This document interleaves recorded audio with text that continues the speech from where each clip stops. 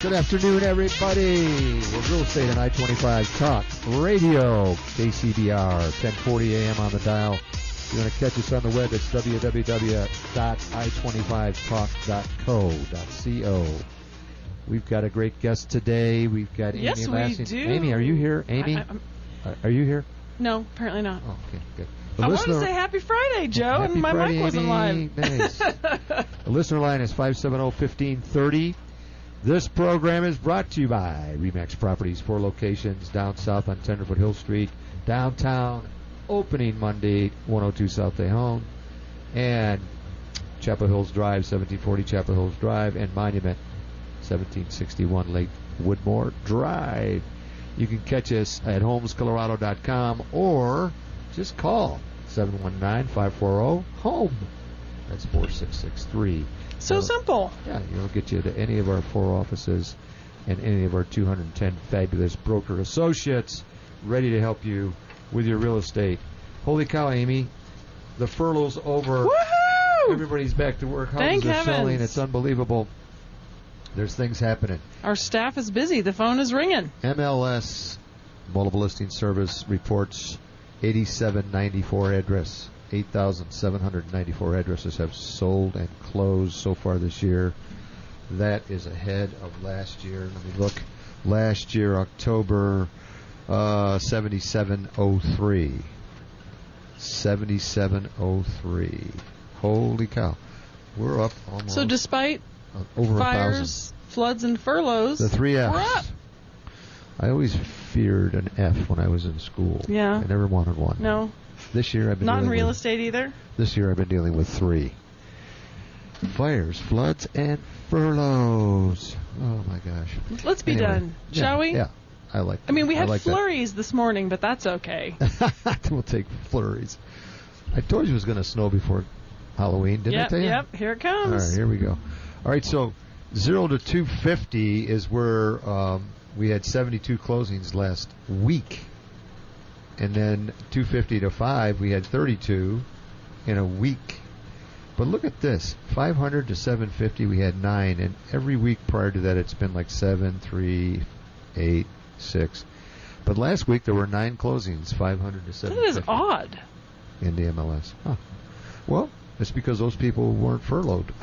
Well, but where were they the week before that? I mean, Well, there was only 5 the week before that. Yeah, that's what I mean. Okay. So 750 to $1 million, 0, and $1 million and above, 0. So it's not all pretty at the top. I guess not. No, that's right. All right, so here's what's going on. We have a situation here with the top being 500 and above. Where is it happening? Well, Black Forest, believe it or not, 48 active, 25 closed for the year. Wow, 500 and above. Briargate, 25 active, 38 closed for the year. Northwest, like Peregrine, Mountain Shadows, Yeah. 57 active, 25 closed for the year. Northgate, that includes, the new Flying Horse and all that up there. 27 active and 36 closed for the year. And here we go. Southwest, 125 active. Ooh. Now this is above 500. Drum roll. 79 closed. And the winner, which is amazing because they've never won before. Usually it's Southwest that wins. But it's Tri-Lakes, Monument, Palmer Lake, and so forth. Yep. You saw that one coming. All that, yeah. Well, 112 active, 94 closed for the year.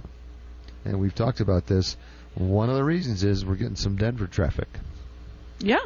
There's buyers coming down from Denver and buying because they can't get a house in Denver that they like for the price they like because it's a different market up there. I took a class in Denver 3 weeks ago, and it wasn't very helpful because they spent the whole time talking about how tough it is to get anything done because there's multiple offers and everything's intense and scary, and that's not what I'm seeing. Told crossover. Well, you're 65 miles south. I know. Or 70, yeah. But it was That's interesting how drastically different it was an hour north. I know. Well, and we've talked about it. It's because of jobs. It's because of diversity in jobs, and not so heavy on the government side. Yeah. We just have a ton of different things going on up there, and we're jealous. I don't know. I don't like crazy. I like steady. Yeah. Well, steady's Boom and good. bust is not my favorite. So if we break this down, 63% of the market is still 0 to 250. 33% is 250 to 500, and 500 on up is 4% Okay. of the market, and that's not good. I mean, what I mean by that is we have too much inventory sitting and not enough selling in the 500 and above right now. But Yeah. hopefully that'll change. All right. Well, we are blessed today. Yeah, we to bring in are. a pro, one of our top agents, who has been on the radio before and is a superstar. Welcome to the show, everybody. Tiffany Lachnidt. Hi, Tiffany. Welcome. Hi, Joe. Hi, Amy. Thanks for having me this morning. I appreciate it. And we are saying morning because you can all say that you've had breakfast with Tiffany on the air. Ah. I wish you'd have brought a donut or something. I'm starving. No. Thought about it, actually, and I ran out of time. Yeah. You always run out of time because you do a lot of business. How many closings have you had this year? Oh, boy, putting me on the spot. I think we are just shy of 100 right now. Yeah, that's what I'm thinking. And on your team, you have just 3 or 4. I have 4 buyer specialists. Yeah. I have a listing partner, and I have 2 full-time admin staff. Yeah. So active people that are out there actually selling, that's 5?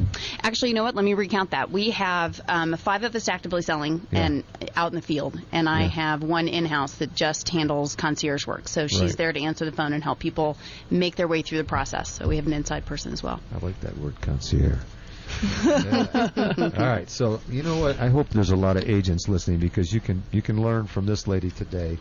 She's got some great systems and things we need to talk about. We wanted to focus quite a bit on the listing side because I think you just do an awesome job on the listing side. So tell us about some of the systems you've been implementing for the last several years and you're using so successfully. Why don't you run down a couple for us? Well, Joe, I appreciate the kudos for starters. It has been a long, hard road, I think, for everybody the last 7 years or so. I got my real estate license the day the market started correcting in the downward position.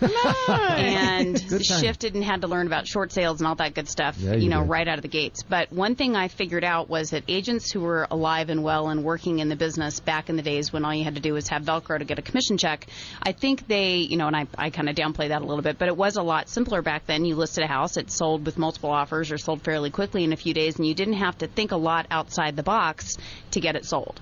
Market corrected, and I think what I realized about 3 or 4 years ago from talking to so many homeowners and sellers and buyers on top of that is that people changed how they were making decisions. And back in the day when everything was moving upward and forward and better jobs and better values, they didn't worry so much about having to get into the house and get back out of it because the market was appreciating. Well, when the market stopped appreciating, buyers started going, ooh, maybe I shouldn't make this decision. Right. Maybe I need to think twice about this. What if something breaks? What if the value's not there? What if it doesn't appraise? What if it loses value? I can't get out of it. So we're watching many people out there overthinking the decision. And about 3 in the morning, I woke up and I said, we need to help them make that decision for them. So we started taking a look at our listings and figuring out, okay, from the minute a buyer starts looking for a house, how do we stop the objections before they become objections? So it's condition. It's making sure the photography is better. It's making sure it's staged. We've gone one step further and we're doing pre-listing inspections because every agent in this business and anybody who's ever sold a house before knows that terrifying feeling when the inspection notice shows up and, oh my gosh, we have a GFI that's missing. And it seems, we kind of laugh about it, it seems like such a silly thing, but we've seen $300,000 transactions fall apart over a $50 outlet because it becomes emotional, it becomes scary for everybody. So making sure all the legwork and all the decision making is taken care of for people in advance helps a lot. Well, let's just talk about that because I know you've been doing pre-inspections for a while, and I've recommended it to others, and we do it on our team. Not quite as perfectly as you do, but we do it following your lead. talk to us about just that little segment. So you're talking to the seller, and you go into the fact that we're going to possibly have a problem with inspections, or how do you do it? We present it in a couple of different ways. The first one is that in the end, it will save them money to correct the problem before the buyer finds out about it. A leaky faucet, you don't want to have a licensed plumber come in and fix that leaky faucet, but if you have a buyer post-inspection, they're going to require a licensed plumber instead of a handyman. So that's the first thing, is that even though it's additional expense for them when they start, it's going to end up saving them time and saving them a lot of money, and potentially saving them a contract when it actually comes time to repair it. The other thing is that we started seeing, and we have documentable numbers now, that we're selling a little more than 1% over the average list to sale price. Nice. So we're getting more for our listings because we're doing so much work on the front end. We're getting buyers comfortable with the number they're putting down because they don't have to renegotiate. Nice.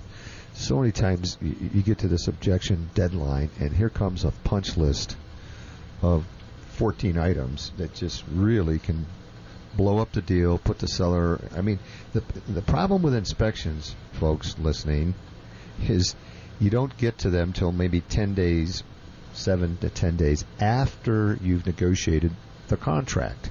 So you have decided as a seller to take X, and then all of a sudden there's all these repairs that are asked for. Mm-hmm. And a lot of sellers go, well, gosh, I already knocked $15,000, $20,000 off the price, and now I got to do $5,000 worth of work.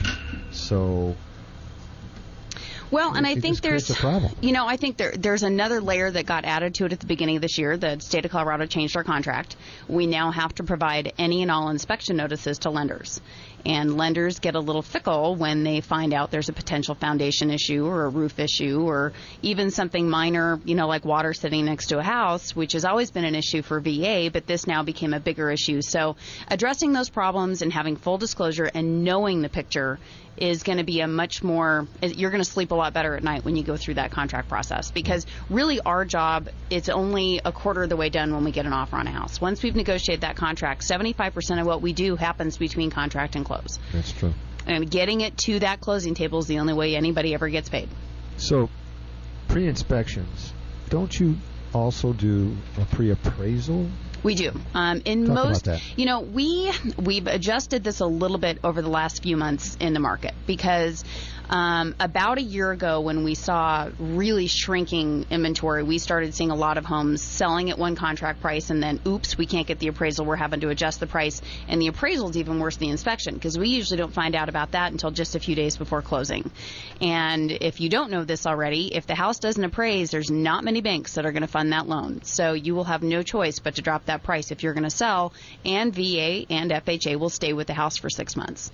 So we've done a couple things. Can you explain what that means, that it stays with the house? Mm-hmm. If you have a VA buyer and a home is, under contract for $225,000 and the appraisal comes in at $220,000, for the next 6 months, a VA appraisal cannot be redone and have that price come up. So if you have it, you could sell it to a conventional buyer potentially, but you cannot sell that home to another VA buyer for the next 6 months for anything higher than that appraisal. So for that homeowner who says, to heck with this buyer, I'll just put it back on the market, you're now only fishing for a cash or conventional buyer. Or right? Potentially FHA. True. It limits who you can sell it to. Yeah. Well, and in our town, we have a lot of VA. And we are very neighborhood specific. There are neighborhoods in Colorado Springs and in Fountain and everywhere where you will see 75% of the closings are VA buyers. We have a very heavy military presence here, and when the days of the good old 80-20 loans disappeared, VA became a very big deal, and it still is a big deal. Yeah, it still is. We're seeing it hitting in the high end. We're seeing a lot of jumbo VA loans out there, over $500,000.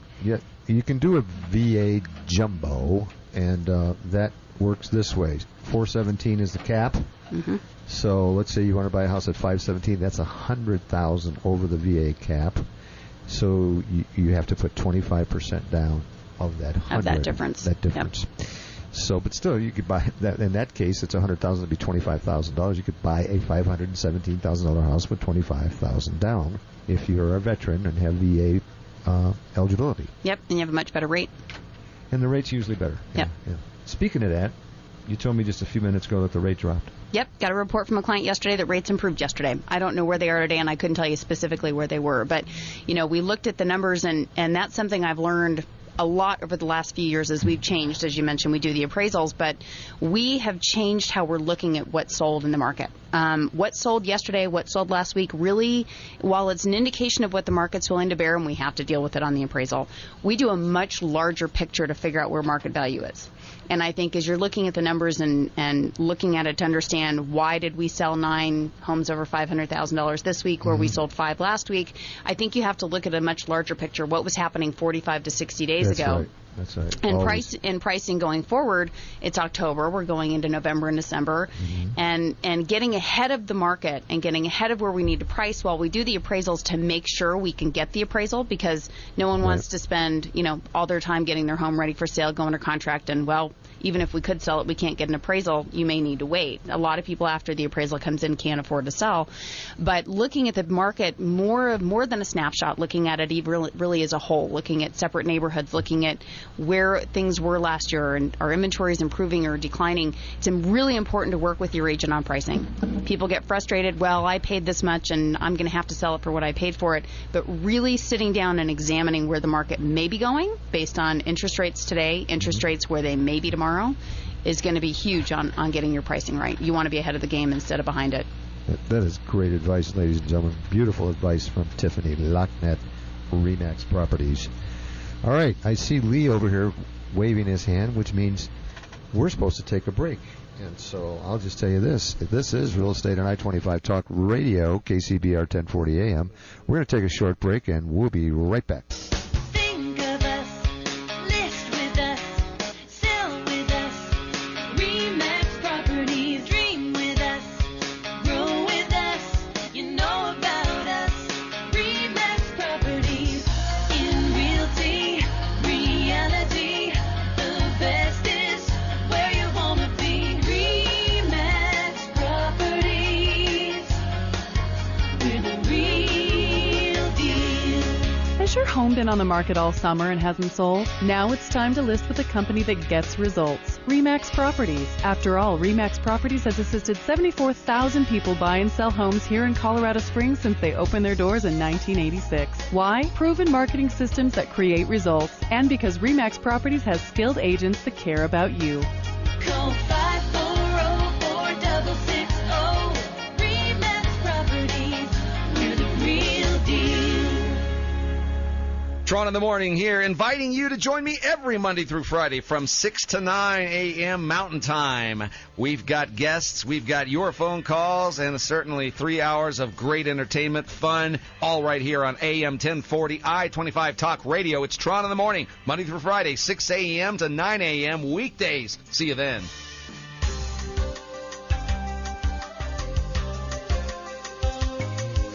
Kelly's Park Hill Optical Company has been serving the Pikes Peak region proudly since 1971.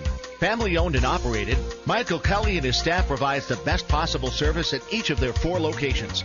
Kelly's Park Hill Optical offers a wide range of lenses and fill all outside lens prescriptions as well as duplicate current lens prescriptions. They are stocked with clip-on sunglasses, reading glasses, shooting glasses, and so much more. Kelly's Park Hill Optical with 4 locations to serve you. 1193 North Circle Drive, 3910 South Carefree Circle, 6197 Lehman Drive, and 1193 North Circle Drive. Call with questions at 471-7347. Kelly's Park Hill Optical, where service is our first priority. Kelly's Park Hill Optical is a proud supporter of Big Band Jump every Saturday. The I-25 Talk Radio weather forecast for this afternoon. Chance of rain showers, mostly sunny with a high of 41 in Colorado Springs, 50 in Pueblo, north wind 5 to 15 miles per hour. Tonight, mostly clear, low of 28, south wind 5 to 10 miles per hour. Tomorrow, it's going to be sunshine, high of 60 in Colorado Springs, 68 in Pueblo, west-northwest wind around 5 miles per hour. Tomorrow night, mostly clear, low of 32 with light and variable winds. Then for Sunday, Monday, Tuesday, Wednesday, and Thursday, sunshine with highs between 55 and 65 degrees in Colorado Springs, between 65 and 70 in Pueblo. With the I-25 Talk Radio weather forecast, I'm Lee Roberts. We are back. Real Estate on I-25 Talk Radio, 1040 AM on the dial, or www.i25talk.co. Sponsored by RE/MAX Properties. 4 locations. 210 agents ready to serve you. 540-HOME. With us today, with Amy and I, is Tiffany Lachnidt, Remax Properties, a true professional who does a great job, and she's talking about her systems, pre-appraisals, pre-inspection. Do you use a professional stager? We do, and I Talk think about we talked about the nuts and bolts, which is the hardcore appraisal inspection. Yeah. The fluff and buff is equally as important, because if you can't get past the fluff and buff, you're not going to be talking about an inspection. So Yeah, because you won't get a contract. exactly, Because it and looks too sloppy or too whatever. well, it's many times it's not even just about being sloppy. It's, you're moving out of your house because your house no longer fits your need. You're moving into a different phase. So your closets may be jammed. You may not have kids anymore. You may have kids and moving into a house that, moving out of a house that's really fit for people that don't have kids. So staging is critical, because the minute you list your home, you don't live there anymore and you don't want to. The goal is you want to make your house so that somebody else wants to live there. So the fact of the matter is, you're going to be boxing and packing and taking all those things that you love, all your knickknacks and pictures down. But in the end, it pays for itself, because buyers can see themselves moving into a house that you don't live in anymore. Yeah. Exactly. You have to make it appealing, and the last thing you want, and I've walked through a house with a buyer couple, and they're looking at the pictures on the wall because the house isn't staged, and and he's looking to see if he knows the seller. Mm-hmm. I used to see him down at the golf course. Yeah, that's Bob. Oh, this is Bob's house. Oh God. That is not why we're here, to look at his pictures on the wall, or her pictures. Well, and sometimes I get feedback. I get a little pushback, because when we do our staging with our sellers, we do multiple stages, which is, okay, this is, in a perfect world, this is how it should be. If you can't do X, Y, and Z for some reason, here's really kind of the bare minimum that you should do to optimize value, because it's really about getting more money out of the house. It's not just about being a pain in the neck and making you pack early.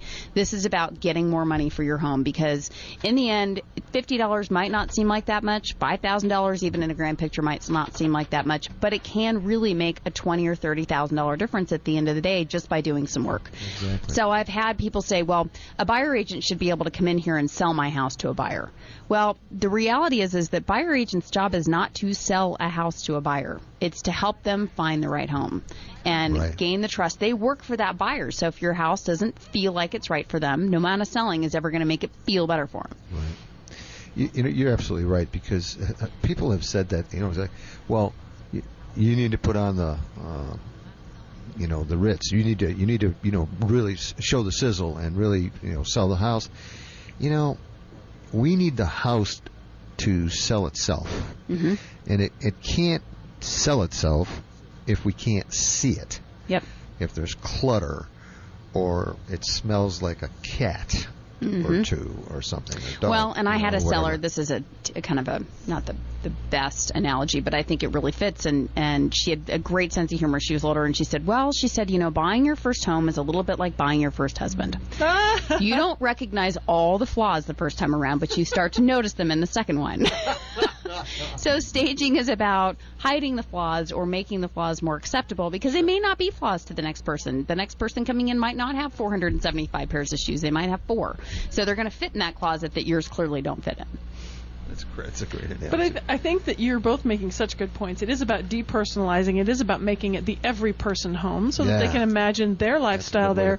But Joe, what you said about getting lost in someone's story, I think, is so important, because I get pushback from people who think I'm insulting their taste. Mm-hmm. You're a bad decorator, I'm going to hire a good decorator. That's not it at all. And so when I ask people to put away their personal things, their doll collection, it's because someone will be lost in the story of your life, and they're absolutely not shopping now, they're visiting. Yep.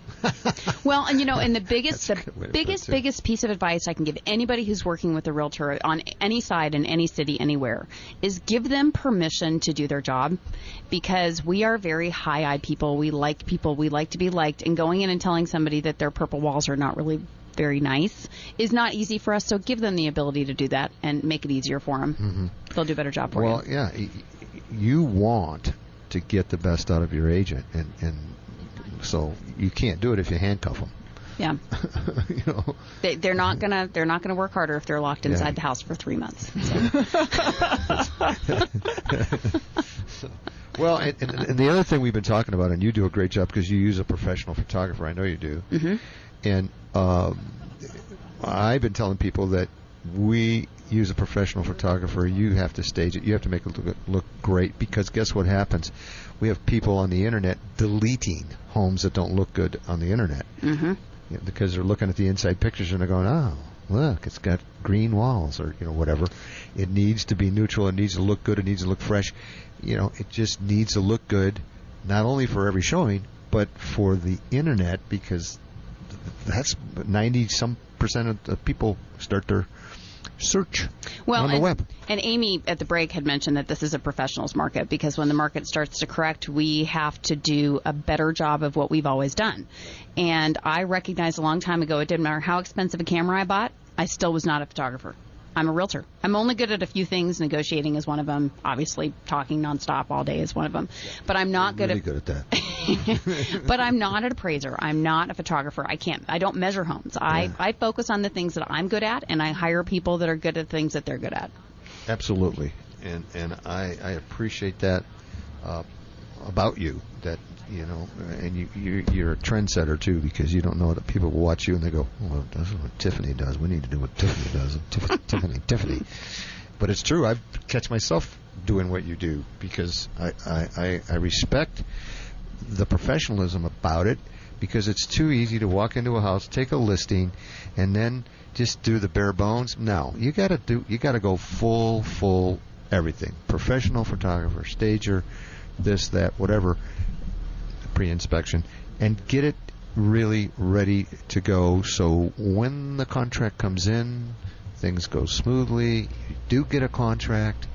You don't have 200 days on the market. What's your days on market? I bet they're good.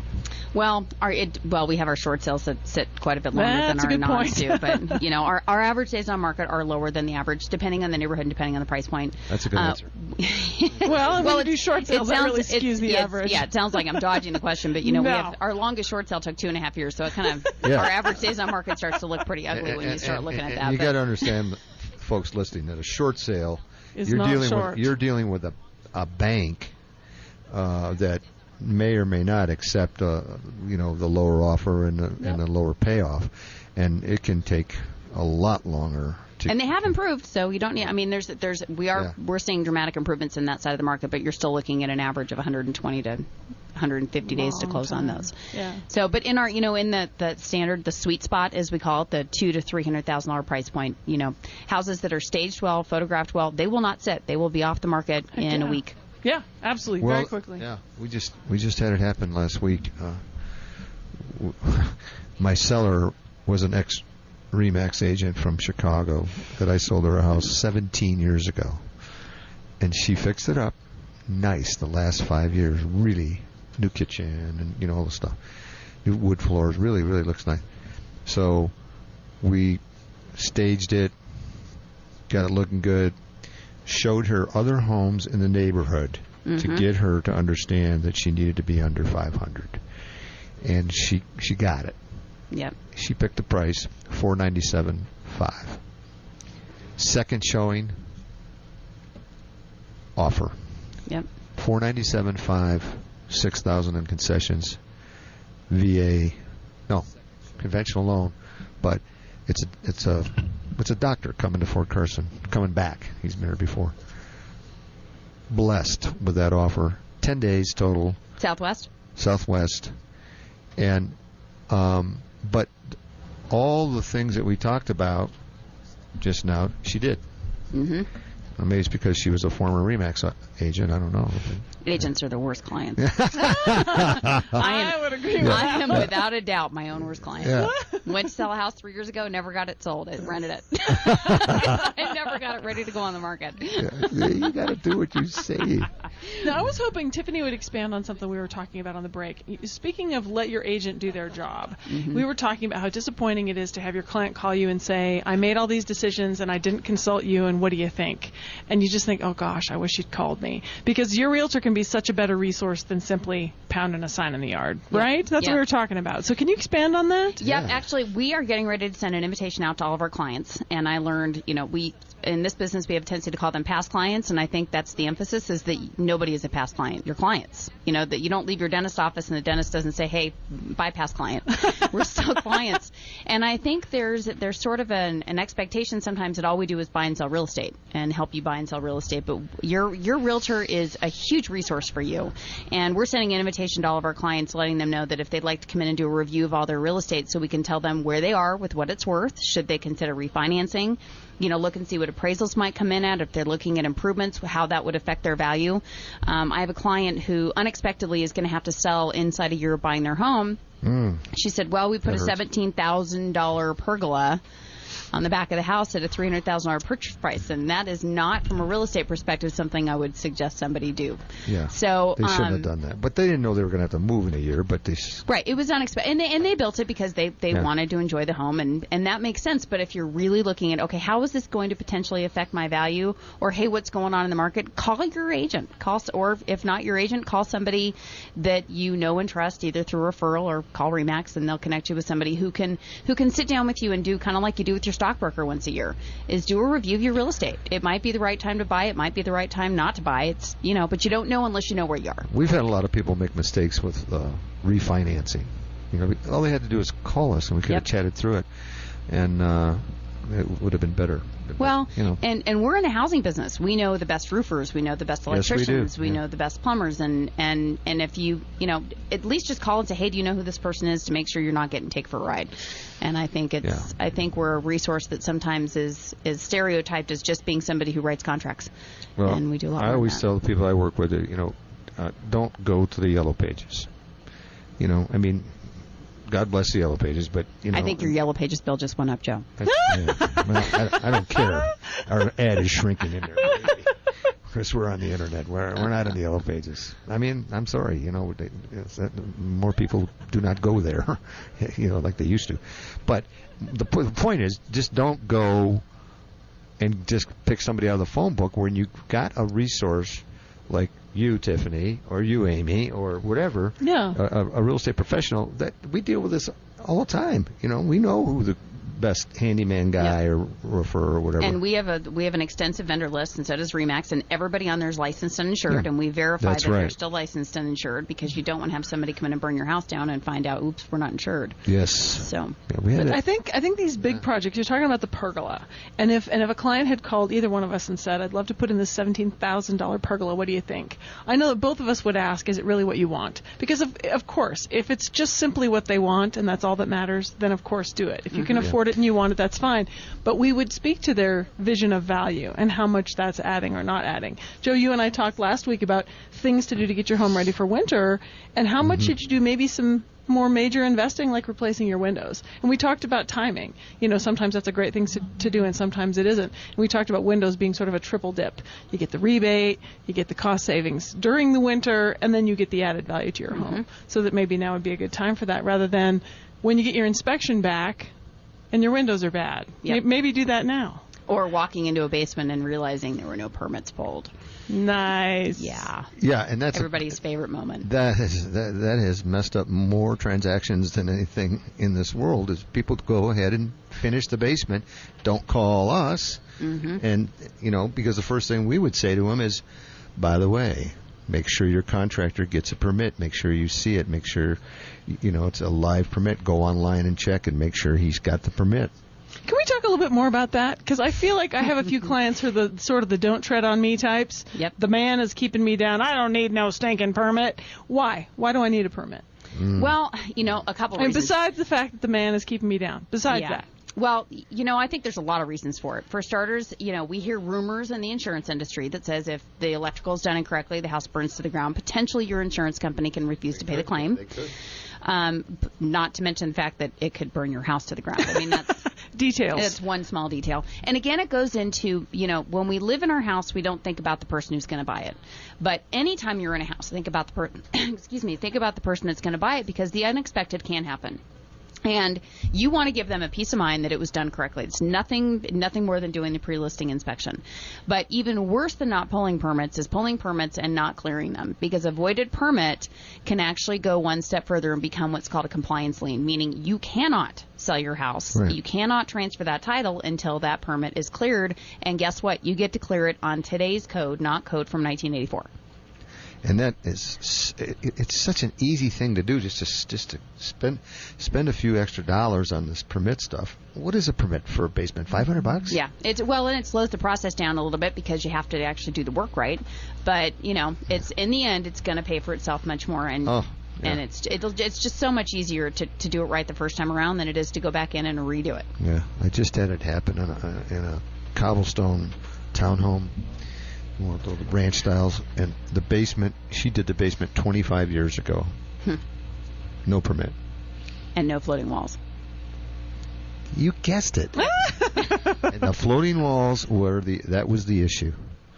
And we had to get a structural engineer out there to write something for the regional building to get this approved. We got away without having to put the floating walls in. But you know what the floating walls would have cost if we wouldn't have known? Oh my God, it's a redo. Oh yeah, you're taking the whole basement out. $7,000. Yeah, you're starting over again. It's ridiculous. And this is, of course, again, after the contract has come in. And well, not to mention the fact that there's a reason why walls are supposed to float. I mean, it's not just because they look really cool because they have a gap at the bottom of the top. But, there's a reason why Regional's changing what they're doing. And I've actually spoken to some people at Regional. And a few years ago when we went from the big construction boom to the not-so-construction boom, Regional took a huge hit financially, and they've had to adjust their business practices to stay going. Sure. And one of the places that they've done that is they've started making sure that everything in their clerical work for permits is done correctly, so people are getting knocks on the door where they weren't 10 years ago. Yeah. So... Well, every government agency is looking for income. Yeah. So, I mean... I don't know. They get a lot from us, it sure seems like. That's for sure. But I mean, the permit thing is not that much money. You need to permit everything you do. That is required permit. Decks are required permit. You got to get a permit to do a deck. Mm-hmm.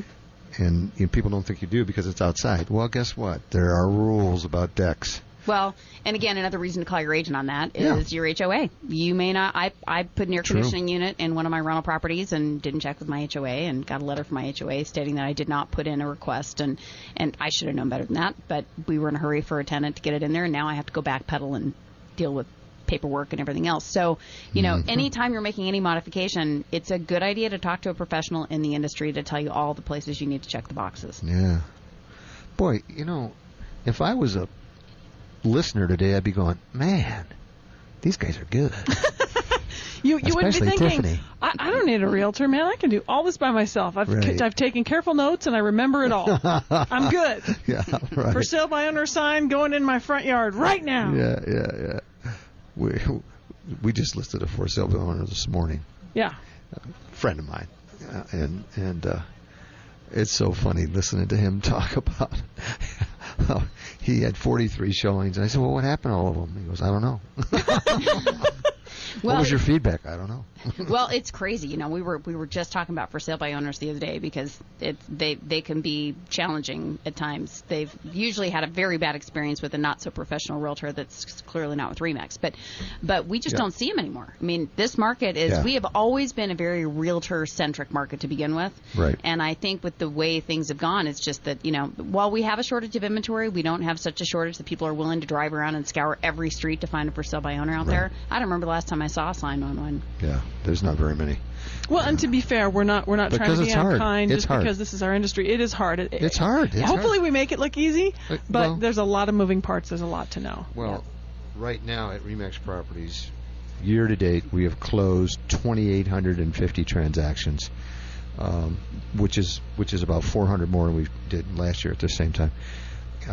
And I'm proud of our 210 people. That's a lot of deals. That's a lot of transactions. That's closing under our banner. So we love it.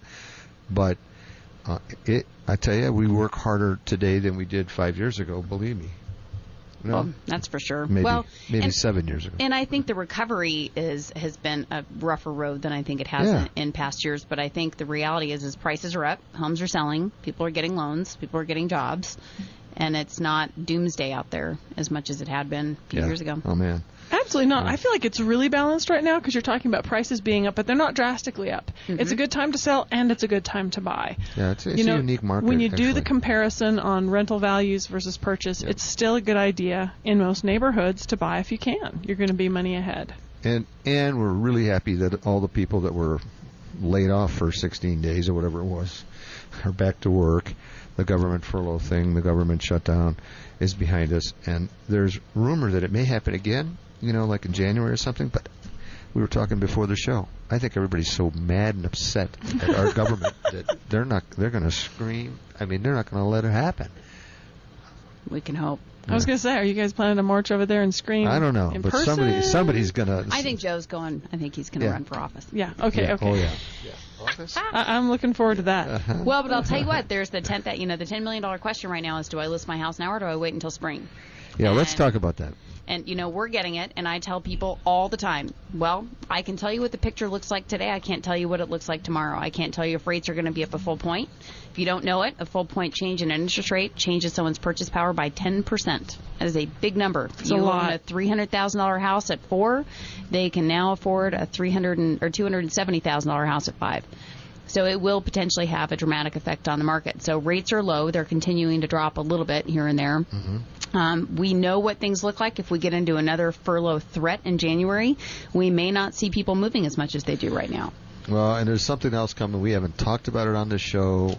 We probably ought to bring a mortgage person in. I'm not going to get into details, but there's something coming around mid-January in the mortgage world that's going to put more... it's going to be more difficult to get qualified for a loan. Yeah, it's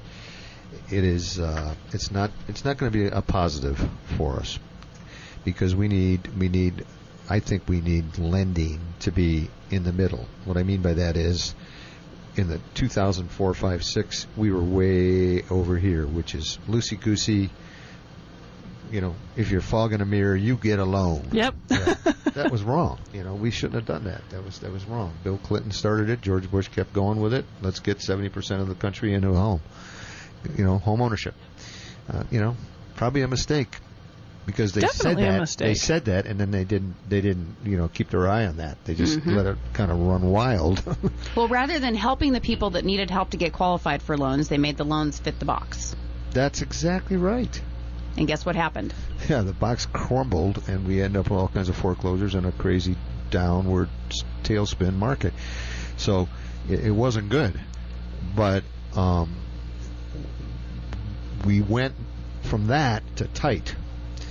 Way tight, the way over here. If you guys could see me, I got my left hand over here. His left hand is sticking out to the left, and and my his right right hand way hand is over sticking here. out to the Tight, right. tight. And now Amy's left hand is sticking out to the left. So you get what I'm saying, though. We just went way over here. But here's what's happening. This side of tightness is going to get tighter. In January, we're going to have more rules and regs to deal It's with. a little bit of that swing too far one way and then it swings too far back the other. And I like it right in the middle, where it should be. We got to have good rules and regs. We don't want to do a foreclosure craziness like we just came through. But if we make it so tight, then we've got a problem too, because now you don't have enough buyers out there to buy these homes, and just now the building industry is starting to ramp back up. Yep. Things are better there.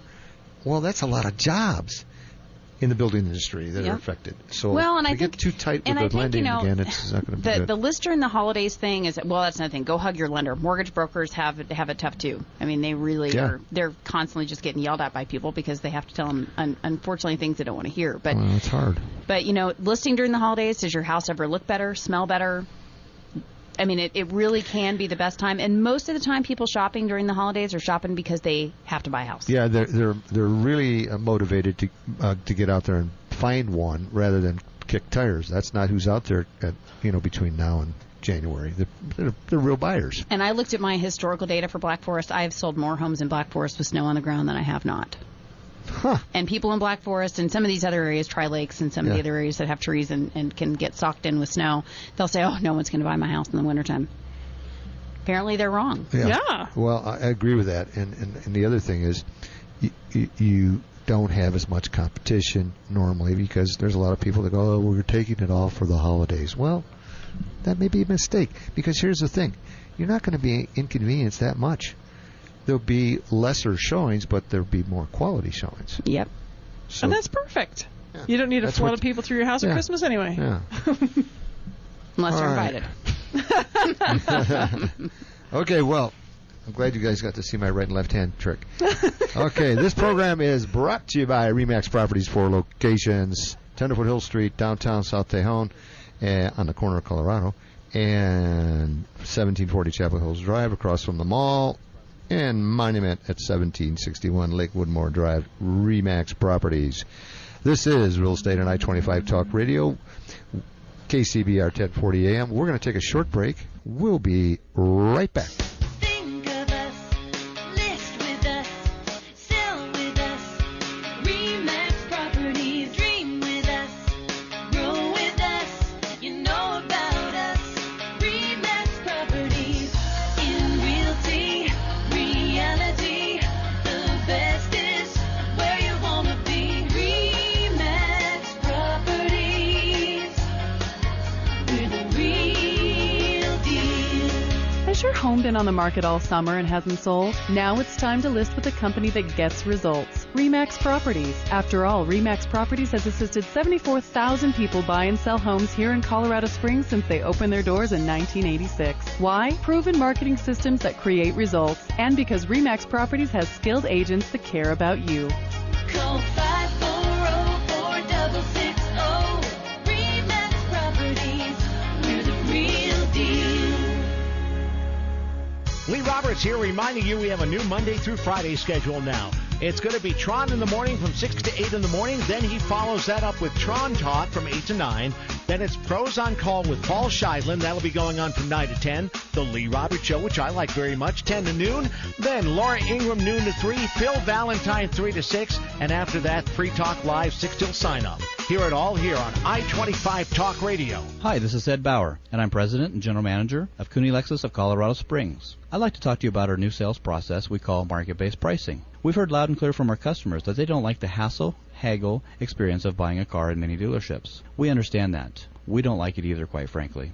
So let me tell you how we've changed our process at Cooney Lexus of Colorado Springs. If you're going to buy a new or pre-owned automobile, we use live market analysis from third-party sources to determine the final prices Lexus models actually sell for in the United States. We check the market regularly to ensure that we remain competitive. We then present you with our price, supported by online market analysis to ensure you get the very best price on your new car. Market-based pricing also eliminates the concern that you paid more than someone else. Our goals: save you time, save you money, and give you peace of mind. It's simple. Cooney Lexus of Colorado Springs, located on the top of Motor City, corner of 8th Street and Auto Heights. Please call us direct at 719-385-0111 or visit our website, CooneyLexusColoradoSprings.com.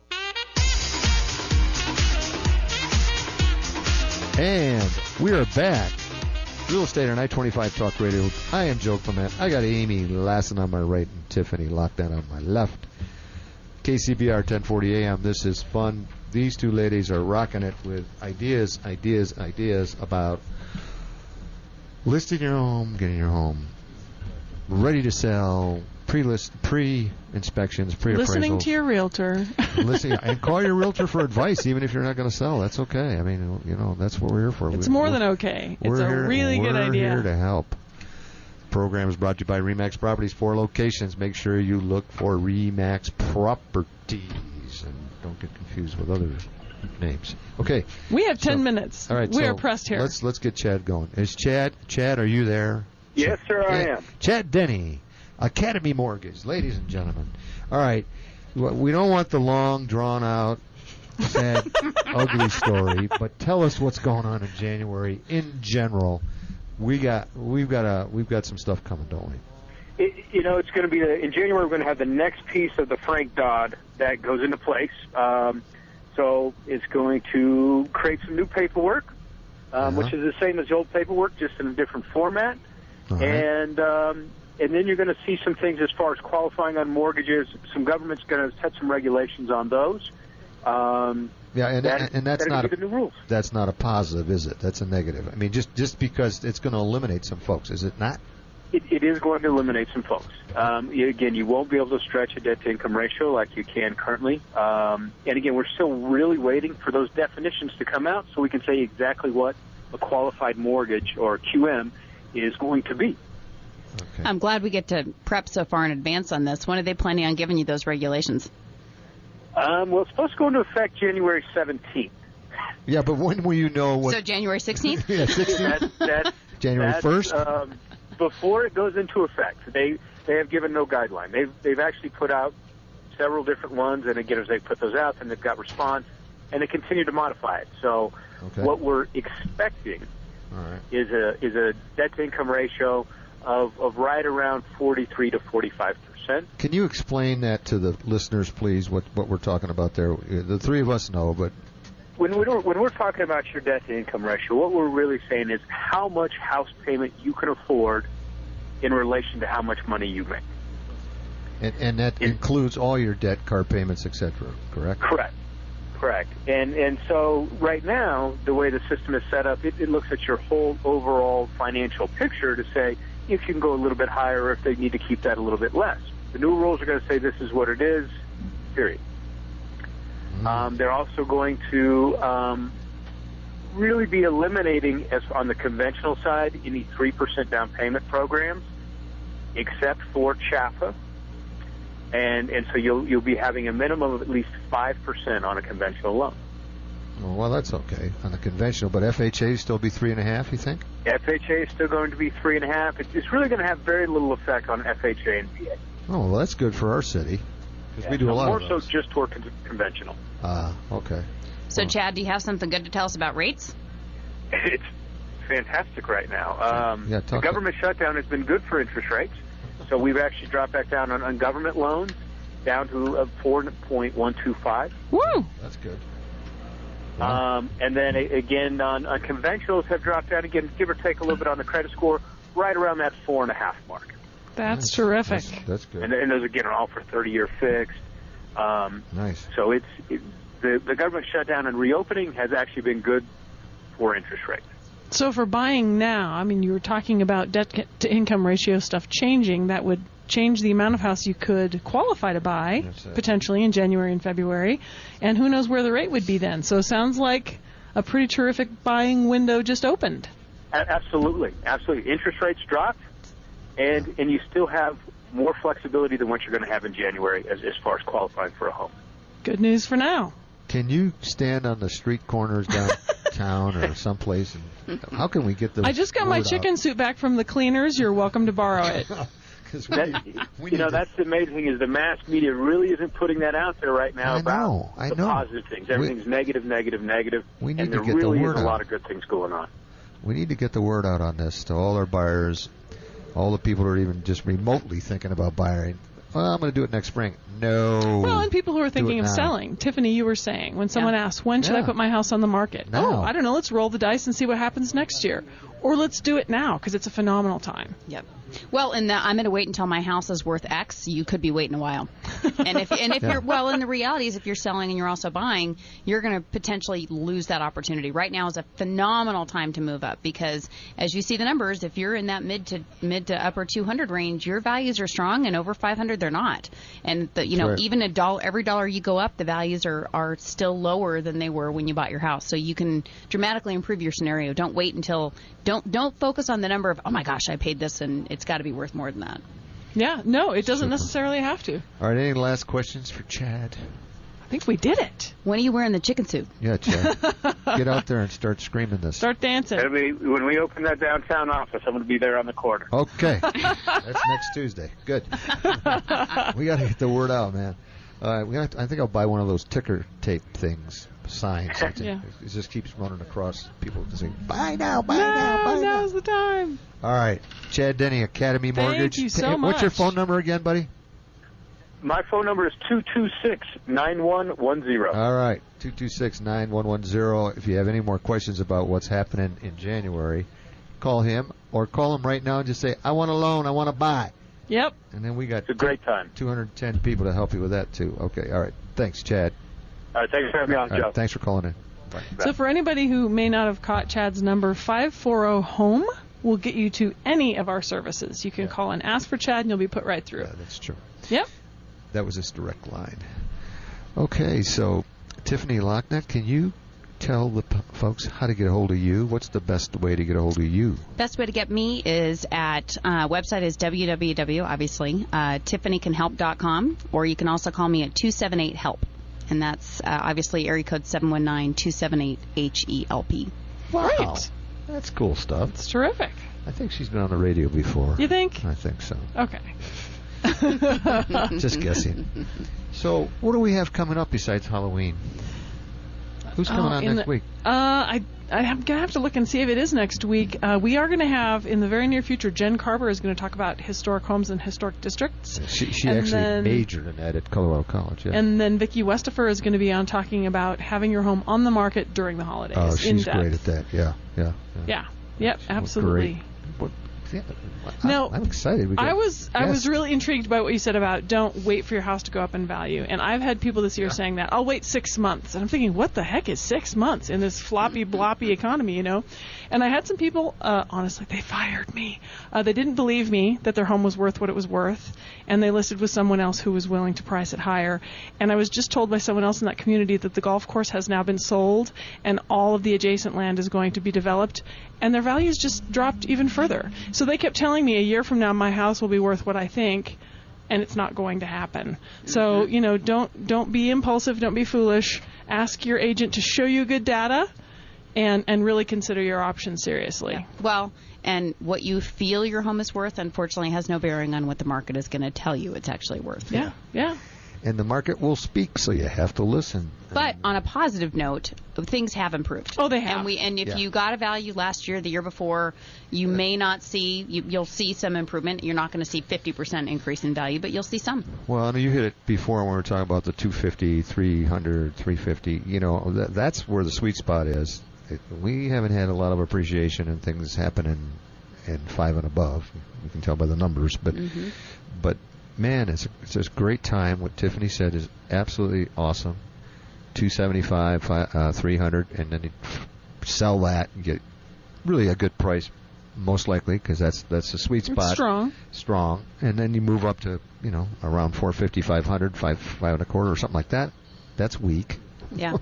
Well, and if you're scared to talk to your agent and you're going to go to Zillow or Trulia or one of these Oh, other God, websites please. and get your value, don't trust it. It No. is Don't more do than that. and it's more than likely better than it actually represents on there. Yeah, So if that's you a- see Could an be. automated number come out and it doesn't look like you want it to, talk to a human being. Yeah. Yeah. A good professional agent like Tiffany Lachnidt. And don't let them Remax guess. Properties. Make them show you the stuff.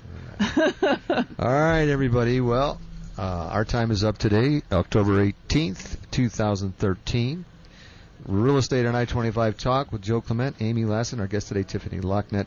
Brought to you by Remax Properties with 4 locations. We're ready to help you. Call 540-HOME or go to homescolorado.com. Thanks, everybody, for listening. We'll see you next week.